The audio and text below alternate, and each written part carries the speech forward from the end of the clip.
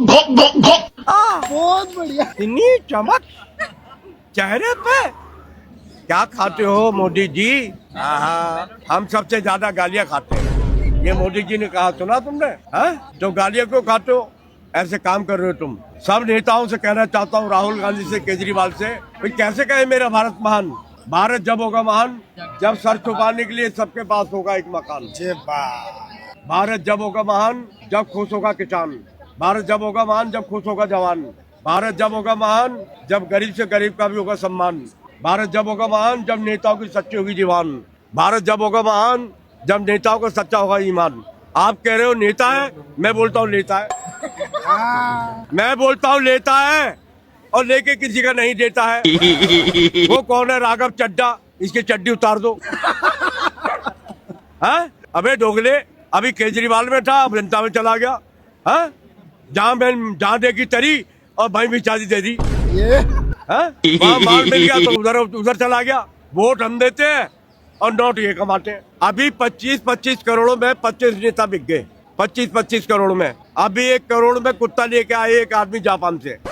तो वो हमसे पूछ रहा, अंकल उसने कुत्ते में क्या देखा?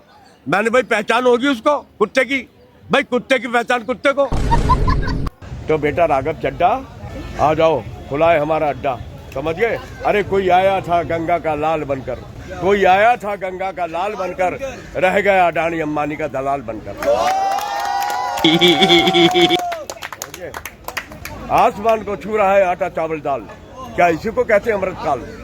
अंगूठी में जो लगता है उसको हम नगीना कहते हैं, और जो इन बच्चों को देखने नहीं आएगा उसे हम कमीना कहते हैं। अरे मिलिट्री तुम्हारी, पुलिस तुम्हारी, अब आगे क्या कहूँ? पुलिस तुम्हारी, मिलिट्री तुम्हारी, और 56 इंच का सीना, यहाँ आने में छूट रहा है पसीना। या मिल गई है तुम्हें कोई हसीना?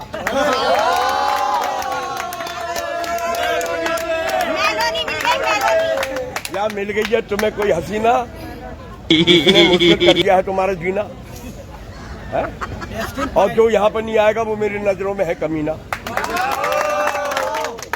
ये देश जब ही बच पाएगा जब वो चाय वाला हमारी कुर्सी छोड़ेगा। वो हमारे हक की कुर्सी है, उसके बाप की नहीं है वो। अरे हिंदुस्तान के लोगों का हक है, हिंदुस्तान का हक है उस पे। एक वोट से बनाए वो, ठीक है?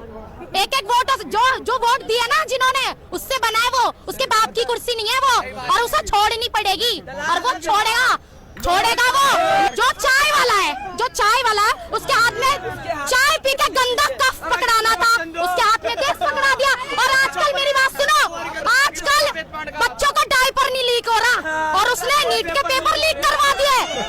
अरे जाओ। मेरी 2 बेटियां हैं, मैं उनके लिए आज आई हूँ। 10 साल बाद मेरी बेटी 16 साल की हो जाएगी, ठीक है? मैं किस लिए आई हूँ?